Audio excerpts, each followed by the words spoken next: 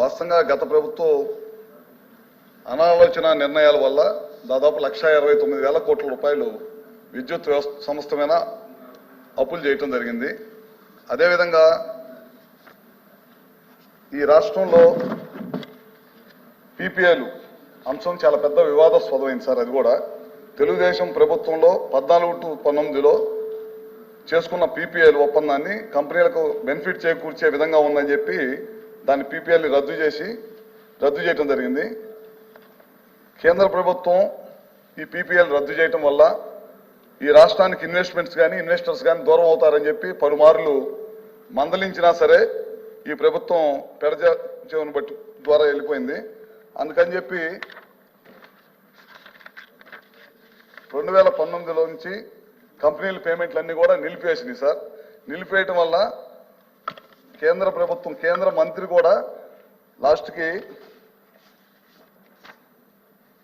ఆంధ్రప్రదేశ్ రాష్ట్రానికి లెటర్ రాసి ఈ పీపీఎల్ రద్దు చేయటం వల్ల ఇన్వెస్టర్స్ దూరం అవుతారు, ఈ రాష్ట్రానికి విద్యుత్ సంస్థ చాలా పెద్ద ఎత్తున దెబ్బతినిద్దని చెప్పి పలుసార్లు మందలిచ్చినా సరే ఈ ప్రభుత్వం పెడచెవిన పట్టడం వల్ల ఈ రాష్ట్రానికి చాలా పెద్ద ఎత్తున నష్టం జరిగింది. 1 మెగావాట్ కూడా కొత్తగా కరెంటు ప్రతి సంవత్సరం 6 నుంచి 7% వినియోగదారుల సంఖ్య పెరుగుతూ ఉన్నారు. కానీ గడిచిన 5 సంవత్సరాల్లో 1 మెగావాట్ ఉత్పత్తి కూడా ఈ ప్రభుత్వం కొత్తగా తీసుకురాలేదు. ఎందుకంటే ఈ రాష్ట్రం అంటే భయభ్రాంతులకు గురైపోయారు. ఒక్క ఇన్వెస్టర్ కూడా వచ్చి ₹1 కూడా ఖర్చు పెట్టలేని పరిస్థితి ఉంది. అందువల్ల చాలా పెద్ద ఎత్తున ఈ రాష్ట్రం విద్యుత్ సంస్థ చాలా పెద్ద భారం మోయాల్సి వచ్చి కంపెనీ విద్యుత్ వ్యవస్థ మొత్తం కూడా దెబ్బతింది సార్.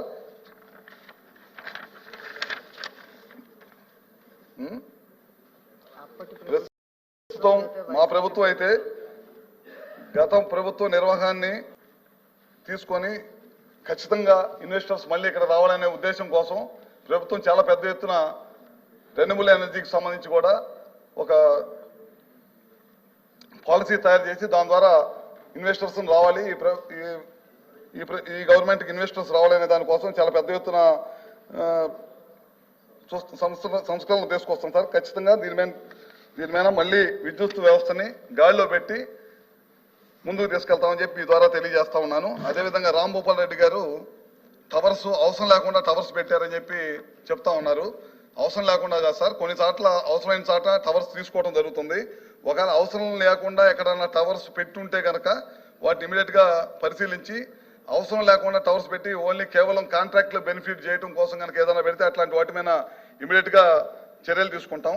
అదేవిధంగా మీటర్స్ కొనుగోలు విషయంలో కూడా కొన్ని విషయాలు సభ దృష్టికి తీసుకొచ్చారు సార్. మా ప్రభుత్వం అయితే వ్యవసాయ రంగానికి మోటార్లకి మీటర్లు పెట్టే కార్యక్రమాన్ని మేమైతే చేయట్లేదు.